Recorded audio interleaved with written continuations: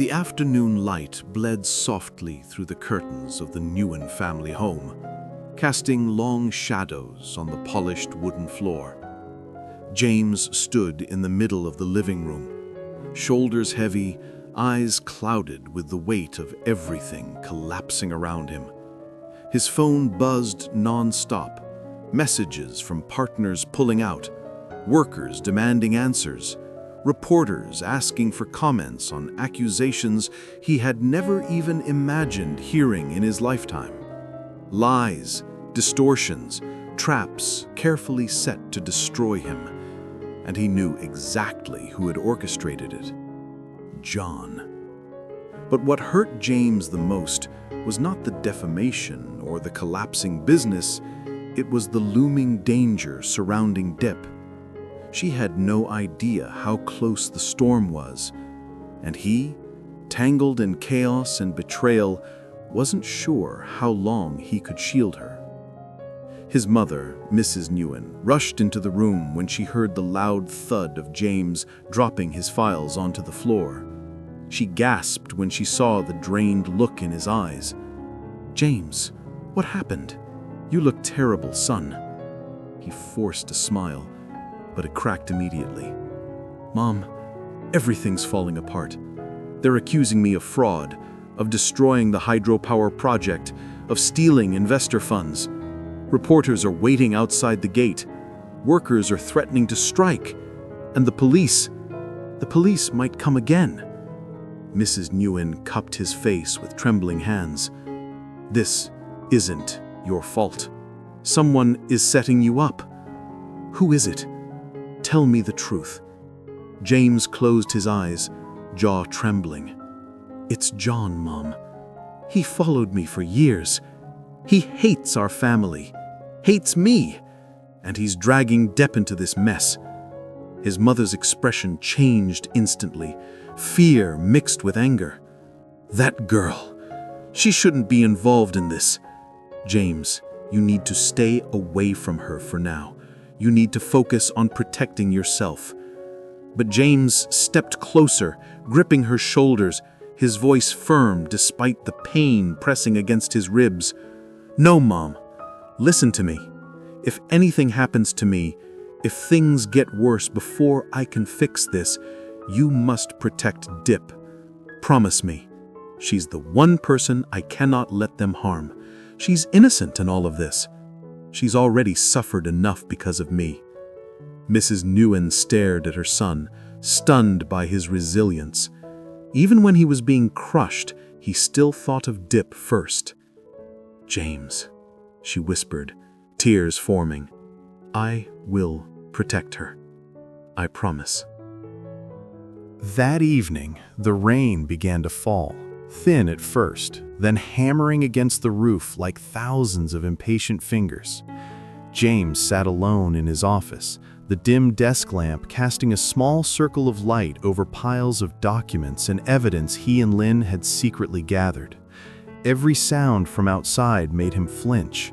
Every car passing by made him wonder whether it was police, reporters, or John's men. His phone buzzed again. "Lynn, boss, I got new footage. You need to see this." James exhaled slowly. He could hear the wind outside, as if pushing the world harder against him. He opened the video. It was grainy footage from the warehouse, men quietly loading unknown crates onto a truck.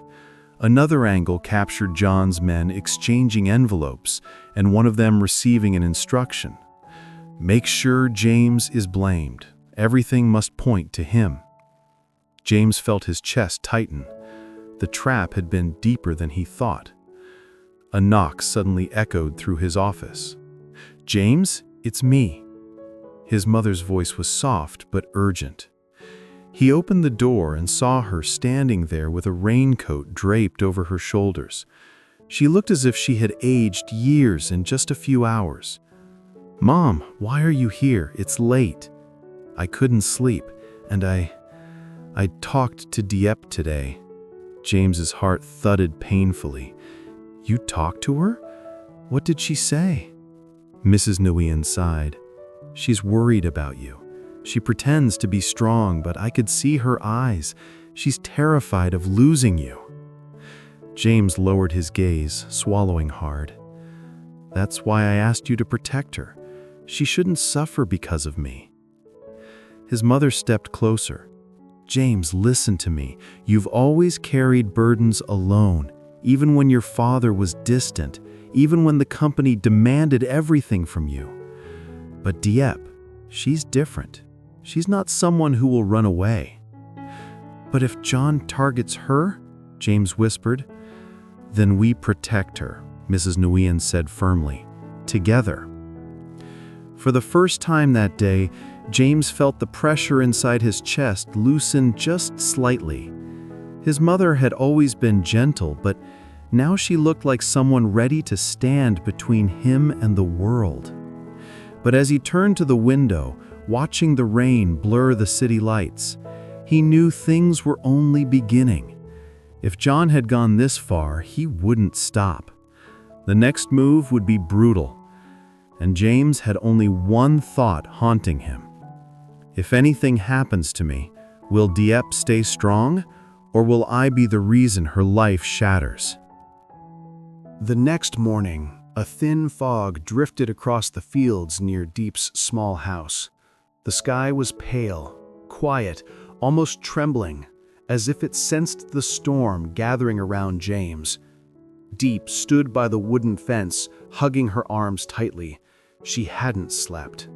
Every creak of the house, every barking dog, every gust of wind made her heart jump. She kept replaying James's words in her mind, the ones delivered with a strained voice the last time they spoke. "If something happens, don't come looking for me. Stay safe, please." But how could she stay safe when her heart was tied to his? Nee tugged on her sleeve. "Diep, are you still sad? Did Chu James make you cry again?" Diep forced a faint smile. "I'm not crying. The wind is just strong today." Nee tilted her head, unconvinced. "But I saw your eyes. They look like they're crying on the inside." Diep knelt down and hugged the child tightly. "Nee, sometimes when grown-ups love someone too much, it hurts them." The little girl whispered, "Then you must love Chu James very, very much." A shiver went through Diep. Yes, maybe too much. Before she could answer, a motorcycle stopped abruptly in front of the house. It was Lin. His face was pale, breath unsteady, as if he had been racing against time. "Diep," he called out, voice heavy, "we need to talk." Her heart clenched. Is James okay?" Lin hesitated. "He's safe for now. But things are getting worse. John's men are moving faster than we expected." Diep felt her legs weaken. What do they want from James? Why are they doing this? Lin looked at her with a mixture of sympathy and urgency. They don't want to destroy James. They want to destroy everything around him, his reputation, his family, and...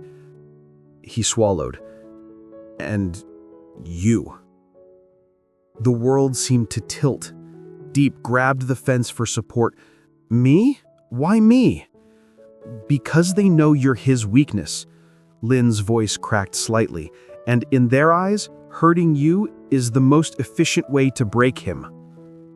Diep closed her eyes, the truth crashing into her like a wave she couldn't escape. Everything finally made sense. James's sudden distance, his coldness, his fear. He hadn't been pushing her away because he stopped loving her. He had been trying to protect her. Nee hugged Diep's leg tightly. "Diep, stay with me. I'm scared." Diep opened her eyes, breathing shakily. Fear still curled in her chest like ice. But beneath it, something stronger ignited. Resolve. If they're coming for me, then I won't run. I won't hide. She looked at Lin, determination hardening her voice. Take me to James." Night settled over the city like a heavy curtain, thick, suffocating, and cold. Streetlights flickered along the empty road as Lynn led Diep through a series of narrow alleys, each step echoing with urgency. "Are you sure you want to do this?" Lynn whispered, glancing behind them. "You still have time to turn back." Diep shook her head. "No, James needs me, and I'm not running anymore." Lynn studied her expression for a moment, then nodded. He had always known Diep was gentle, but tonight she looked unbreakable. They reached an old warehouse at the edge of the industrial district, its metal roof groaning softly under the wind. Lynn motioned for Diep to stay behind him as he pushed open the side door. Inside, the air was damp and cold. A single bulb hung from the ceiling, flickering weakly. And underneath that pale light, James. He stood with his back to them, staring at a stack of documents spread across a dusty table.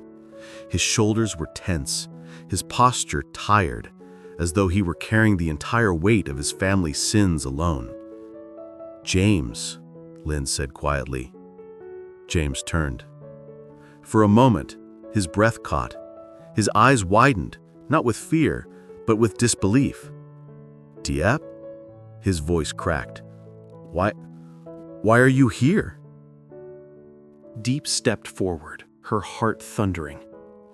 "Because you thought pushing me away would protect me. Because you thought you had to suffer alone." She swallowed hard. "And because I refuse to let you drown in this darkness without me." James closed his eyes, fighting the tremor in his chest. "You shouldn't be here. If they find you—" "They won't," Lynn interrupted. "I cleared the area, but time is running out." James' jaw tightened. "John wants to destroy everything my father built, and he wants to use the people I love to do it." Diep moved closer until she stood right in front of him. "Then let me stay. Let me help you fight." James stared at her, vulnerability breaking through his guarded exterior. "You don't understand. If anything happens to you, I won't survive it." Diep reached up and touched his cheek, forcing him to look at her. "I'm already hurting, James. Hurting from watching you suffer alone." The tension he'd been holding finally fractured. James pulled her into his arms, holding her as if the world outside no longer mattered. "I missed you," he breathed into her hair. "I missed you more than anything." Diep clung to him. "Then don't shut me out again." Lynn cleared his throat softly. "We need to leave soon. The men following your father have been patrolling the district." James reluctantly released Diep, but kept her hand in his. "Then we leave together," he said firmly. "Wherever I go, she goes with me." The wind outside howled, rattling the warehouse walls, but inside, for the first time in weeks, James felt something return to him. Strength, hope, and the certainty that no matter how dark the road ahead was, Diep would walk beside him. Life lesson. In life, the people we love most are often the ones we try hardest to protect, even if that means pushing them away. James believed that shielding Diep from danger required hiding the truth, carrying the weight of fear and betrayal alone. But love built on silence weakens, and hearts kept in the dark slowly break. The truth is simple. Strength is not found in standing alone, but in accepting the hand that reaches for you when you fall. Diep's courage to stay, even after hearing the painful truth, reminds us that loyalty is not tested when things are easy, but when everything is falling apart. Love is not measured by promises whispered in peaceful moments, but by the bravery to remain when storms rise. James learned that vulnerability is not a weakness. It is an act of trust. It is opening the door to your pain and allowing someone else to step inside, not to suffer with you, but to help you carry the weight.